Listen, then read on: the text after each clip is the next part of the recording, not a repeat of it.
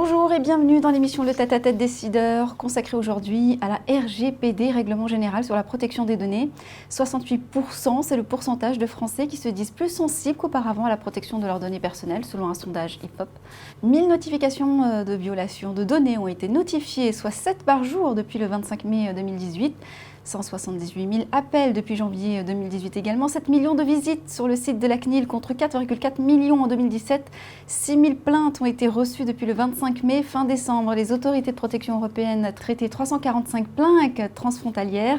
La CNIL est concernée par 187 cas et autorité chef de file pour 15 cas. Dans la majorité de ces cas, ces plaintes soulèvent des questions sur le consentement. Pour nous accompagner sur ce sujet, deux intervenants. Avec moi, Arnaud Zilox, président de GDPR Rating. Bonjour. Bonjour Madame Lily. Face à vous, Laurent Zetoun, directeur général de cette même entreprise. Bonjour également. Bonjour. Merci à vous deux de parler de sujets effectivement sensibles et qui concernent tout le monde finalement. Première question, déjà la genèse de votre entreprise pour commencer. Et j'en profite pour vous demander de nous parler de cette première classe d'un classement Great Place to Work de Novensia. Alors la genèse de GDPR Rating, c'est donc une société qui est issue de l'incubateur d'une société qui s'appelle Novensia Group, un cabinet de conseil de un peu plus de 400 collaborateurs qui œuvre déjà dans le réglementaire, dans le domaine financier et qui donne l'opportunité à ses collaborateurs d'innover et d'entreprendre.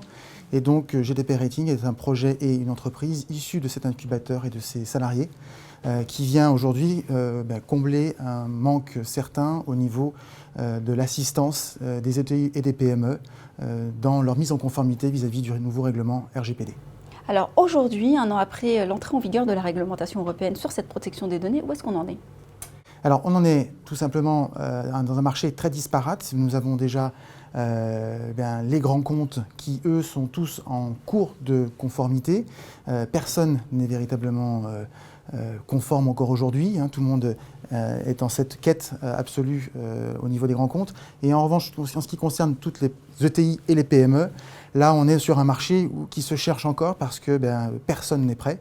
Les ETI commencent les travaux de mise en conformité et les PME, parfois même, ne comprennent pas encore ce qu'est le RGPD et d'autres ne savent pas par quoi commencer, tout simplement.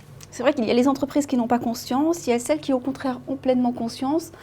La crainte numéro 1 finalement des entreprises aujourd'hui s'agissant de la protection des données. Alors, la crainte numéro 1, c'est essentiellement un risque réputationnel et de perdre des clients. Parce que l'impact médiatique d'une divulgation de données ou d'une mauvaise gestion des données peut avoir des conséquences très importantes pour la confiance des clients et des sous-traitants aussi, parce que on est là dans toute une chaîne de responsabilité. Ensuite, bien sûr, il y a la CNIL qui peut inspecter, qui peut venir chez vous de 6h du matin jusqu'à 21h pour vérifier si vous êtes conforme. Alors là, c'est le risque plus important, parce qu'avec la RGPD, les sanctions ont beaucoup augmenté. Après, statistiquement, c'est le plus faible aujourd'hui. Vous venez de lancer une plateforme de notation. Oui. RGPD précisément, oui, tout à fait. On peut en savoir davantage. Donc en fait, cette plateforme de notation, en fait, c'est d'abord la première plateforme d'auto-évaluation destinée aux PME et ETI. Le principe est simple, c'est sur la base de questionnaires que nous avons adaptés à ce marché. Chaque PME, chaque ETI, chaque petite entreprise peut d'abord s'auto-évaluer afin d'obtenir une note de conformité, ensuite obtenir un plan d'action très précis des actions à effectuer pour aller vers le chemin de la conformité, et troisième élément, un module de e-learning qui leur permet de se sensibiliser et de se former au RGPD. Alors bien évidemment, cette plateforme est accompagnée, complétée par des services qu'on a adaptés aux PME qui vont qui peuvent aller de la simple intervention sur la mise en conformité d'un site internet ou sur des prestations un petit peu plus élaborées comme la partie DPO externe. Alors il faut admettre que vous n'êtes pas les seuls à être venus parler de ce sujet et à proposer ce type de service. C'est un besoin qui est croissant.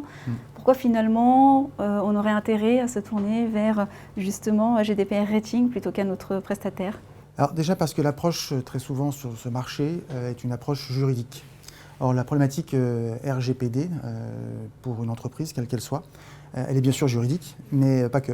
Et Novensia Group et sa filiale GDPR Rating avons une expérience depuis plus de 15 ans dans la mise en conformité des banques, par exemple, dans le secteur financier, et la capacité à mettre en œuvre des équipes pluridisciplinaires, puisque répondre à une conformité GDPR, c'est mettre et aligner en même temps des compétences juridiques, des compétences de process, organisationnelles et informatiques, et des compétences de sécurité informatique. Et donc, cet alignement-là n'est possible qu'au sein de certaines structures, dont fait partie GDPR Rating et le groupe Noventia. Et donc, c'est aussi pour nous un alignement vis-à-vis de notre offre de service et qui correspond à toutes les valeurs que l'on a, puisque l'objectif pour nous, au sein du groupe, c'est de créer des offres de services qui vont essayer d'améliorer, je dirais, le monde autour de nous. Et on estime que nous, le RGPD aujourd'hui, c'est véritablement une nécessité pour le citoyen dans la révolution technologique que nous connaissons aujourd'hui. Une vision transverse. Totalement. Merci d'avoir été avec nous pour en parler en tous les cas. Merci. Merci. Merci à vous de nous avoir suivis sur bfmbusiness.com. On se retrouve bientôt pour un prochain numéro, le Tête à Tête décideur.